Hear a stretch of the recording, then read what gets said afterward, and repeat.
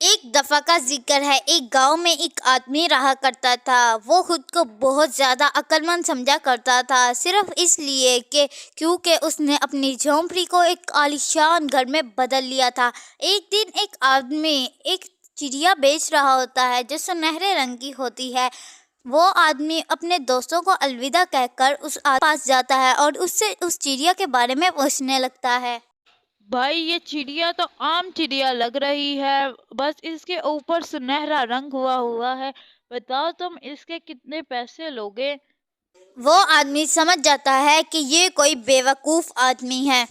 ये चिड़िया कोई आम चिड़िया नहीं है, ये सोने के अंडे देने वाली चिड़िया है और ये सिर्फ 10 अंडे देती है अपने मालिक को, और जब ये नए मालिक के पास जाती है तो उसको 10 अंडे और देती है, लेकिन सिर्फ 14वीं की रात को।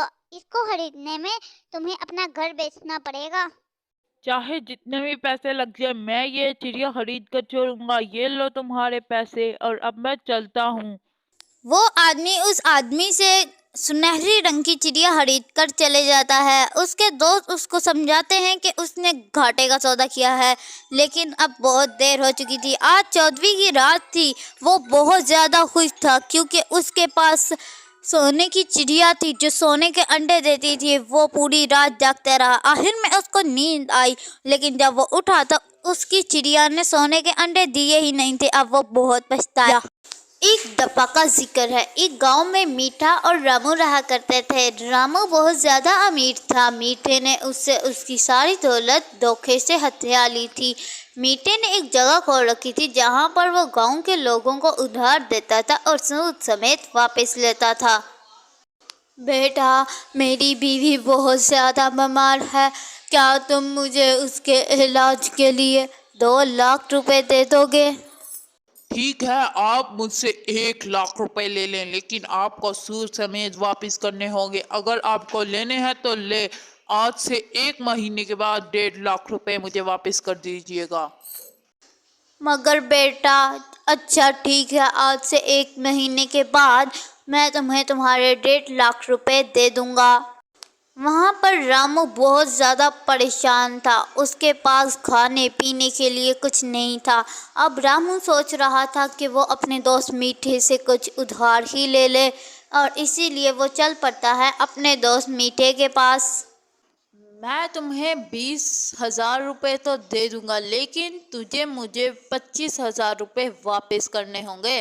मीठा उससे पैसे लेकर जा रहा होता है, तभी रास्ते में वो ऐसे बड़बड़ाता चल रहा होता है और रो रहा होता है। तभी रास्ते में उसको एक अंडा मिलता है। वो उस अंडे को जाकर अपने पास रख लेता है। तभी वहाँ पर एक चुड़ैल आ जाती है जिसका वो अंडा था। चुड़ैल उसकी बात सुनकर बहुत ज़्यादा उदास हो जाती है और उसे कहती है कि ये अंडा रख लो, ये उसकी ख्वाहिश पूरी करेगा, लेकिन तब तक जब तक इसमें से कोई बच्चा ना निकले। ये कहकर वो चुड़ैल गायब हो जाती है और रामू सोचने लगता है, क्या ये मेरी ख्वाहिश पूरी करेगा? सबसे पहले मैं इससे पैसे मांगता हूँ और उस मीठे के मुंह पर मार के आता हूँ। वो उससे पैसे लेकर मीठे को देता है और उससे कहता है, ये लो तुम्हारे पैसे। अब मेरे पास जादुई अंडा आ चुका है। अब मैं तुम जैसों से बात भी नहीं करूँगा, तुम जैसे धोखेबाज आदमियों से। रात के वक़्त मीठा रामू के घर से वो अंडा चुरा लेता है और उस अंडे के अंदर से एक चुड़ैल का बच्चा निकल आता है। तो वो चुड़ैल का बच्चा मीठे को उस अंडे में कैद कर देता है और हंसते हुए अपनी माँ के पास वापस चल जाता है। रात के 9 बज रहे थे और अभी तक सूरज गुरूब नहीं हुआ था। हर तरफ टीवी में यही खबरें चल रही थी। रात के 9 बज रहे हैं और अभी तक सूरज गुरूब नहीं हुआ। ये सब क्या है? मुझे लगता है मुझे बाहर जाकर देखना होगा। सब लोग बहुत ज़्यादा परेशान हो रहे थे और वो सब लोग अपने घरों से बाहर निकल रहे थे। इसी तरह मीठा भी अपने घर से बाहर निकलता है तो उसे कुछ गांव वाले दिखाई देते हैं। वो उनके साथ जाकर बातें करने लगता है। गांव वालों, मुझे ऐसा लगता है कि गांव में खुदा का अजाब आ चुका है। अब हमें किसी बाबा के पास चलना चाहिए, वो ही हमें कोई हल बताएंगे। फिर सब गांव वाले उस आदमी की बात मानकर उस बाबा के पास चले जाते हैं। हो सकता है कि उसके पास कोई हल हो। गांव वाले उस बाबा के पास पहुंच जाते हैं और उसको सारी बात बता देते हैं। बाबा कुछ देर सोचता है और उसको याद आता है, आज से कुछ साल पहले एक जादूगर ने एक बीज बोया था और आज वो बीज पौधे में तब्दील हो गया है। हमें उस पौधे को लाना होगा और उसे दरिया में फेंकना होगा। इस तरह से दुनिया का निजाम ठीक हो जाएगा। तुम में से कौन वो पौधे लाएगा? तभी भीड़ में से दो लोग हामी भरते हैं और वो मीठा और रामू थे। वो दोनों चल पड़ते हैं। बाबा ने उन्हें बताया था कि वो फूल नीले रंग का होगा और फिर मीठा चल पड़ता है। रामू को तो वो जल्द अज जल्द मिल जाता है और वो उसे फेंक देता है, लेकिन उसे इंतज़ार मीठे का था। लेकिन मीठे के दिमाग में कुछ और ही चल रहा था। मुझे लगता है मीठे को वो फूल नहीं मिला। आखिरकार मुझे ये फूल मिल ही गया। अब हम अमीर होने वाले हैं। बेगम देखो, मुझे वो फूल मिल गया है और अब हम लोग अमीर हो जाएंगे। हैं, हम अमीर कैसे होंगे? तुम पागल तो नहीं हो गए, वो भी इस फूल की वजह से? बेगम तुम पागल हो गई हो। मैं गांव वालों को कहूंगा कि इस फूल के बदले वो मुझे 20 लाख रुपए दें, तो तभी उन्हें ये फूल मिलेगा। मीठे तुम कितना ज्यादा होशियार हो गया है। मैं तो आज तक तुझे पागल समझती थी, अब मैं अमीर हो जाऊंगी। मीठा जल्दी से जाता है और गांव वालों को अपनी शर्त बताता है कि वो उसे 20 लाख रुपए दे दें। गांव वाले मजबूर थे, इसीलिए वो उसे 20 लाख रुपए दे देते हैं। मीठा बहुत ज़्यादा खुश होता है, लेकिन ये क्या, जब मीठा उन पैसों को गिनता है तो मालूम होता है कि ऊपर 10-10 के नोट सिर्फ असली हैं और नीचे के सारे नोट नकली हैं।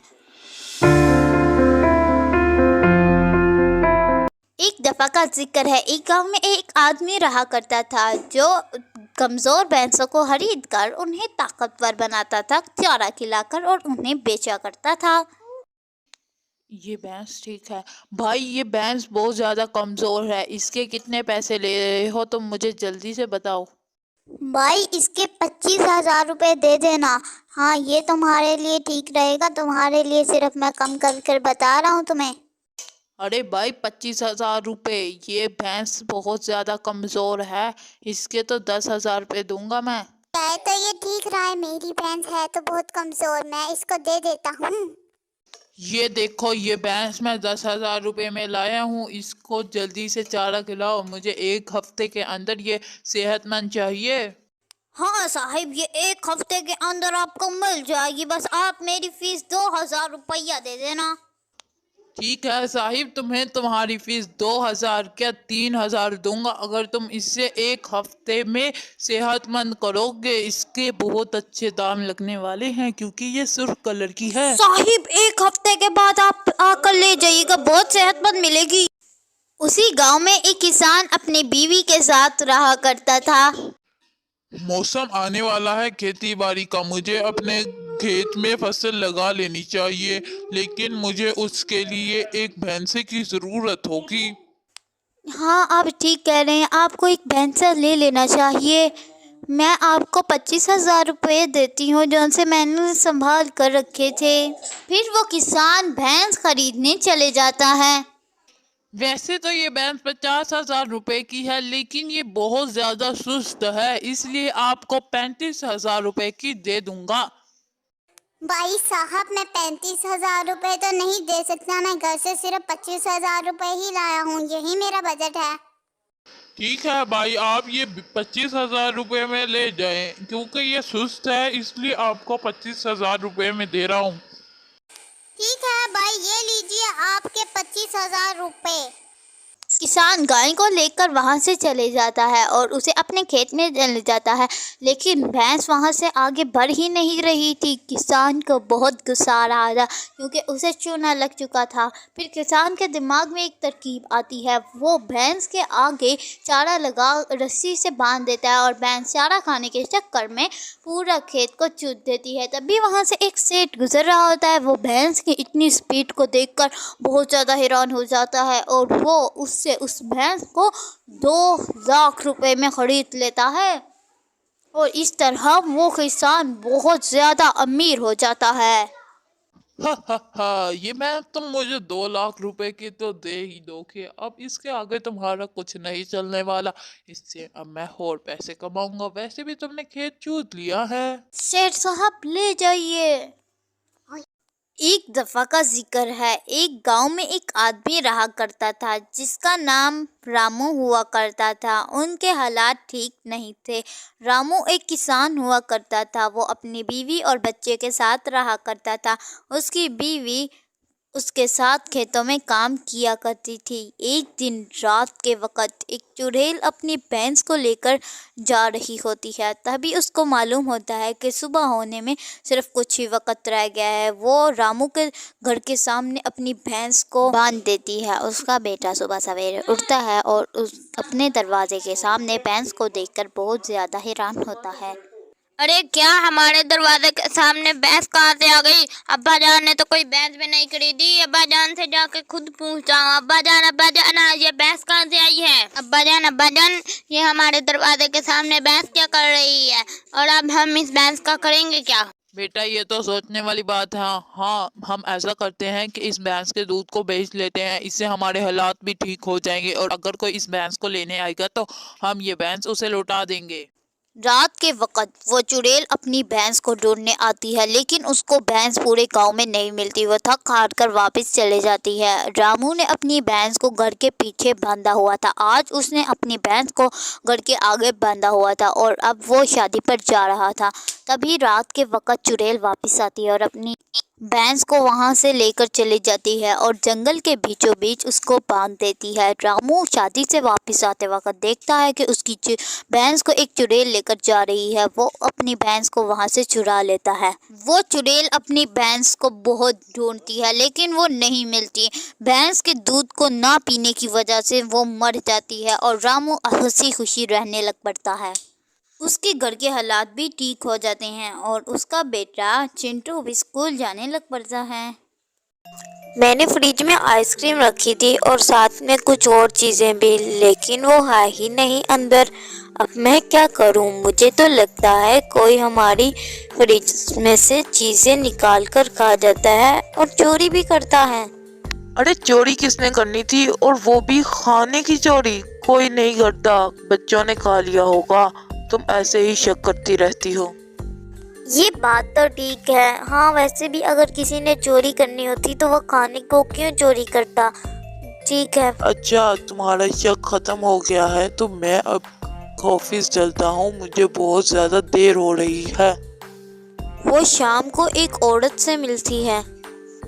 बहन, आजकल फ्रिज में खाना थोड़ा कम कम सा लग रहा है। मुझे तो ऐसा लगता है किसी ने हमारा खाना चोरी कर लिया है।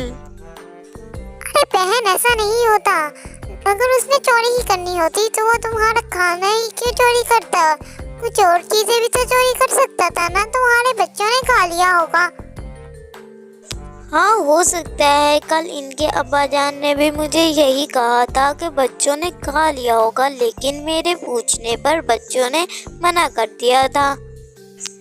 अरे नहीं, हो सकता है उन्होंने डर की वजह से ना बताया हो। चलो अब मैं चलती हूँ, मुझे बहुत ज़्यादा देर हो गई है। शाम को दूसरी औरत सो रही होती है जिसने उसको मना किया था।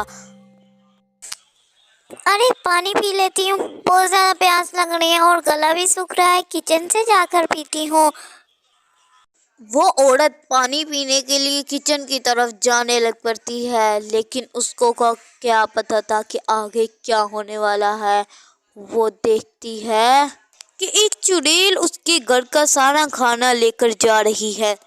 इतना खाना काफी होगा, वरना किसी को शक पड़ सकता है, और अगर शक पड़ गया तो वो मुझे मार देंगे। यानी मेरी दोस्त ने ठीक कहा था कि उसके घर का खाना कोई चुरा रहा है। मेरे घर का भी खाना चुरा रहा है। अभी बताती हूँ इस चुड़ैल को, मार कर इस गांव से ही बाहर निकाल दूंगी। वो जल्दी से जाकर अपनी दोस्त को बुलाती है और उसकी दोस्त पूरे गांव वालों को बुला लेती है और गांव वाले मिलकर उस चुड़ैल से अपना सारा खाना वापस ले लेते हैं और उस चुड़ैल को इतना मारते हैं कि वो चुड़ैल गांव छोड़कर चले जाती है।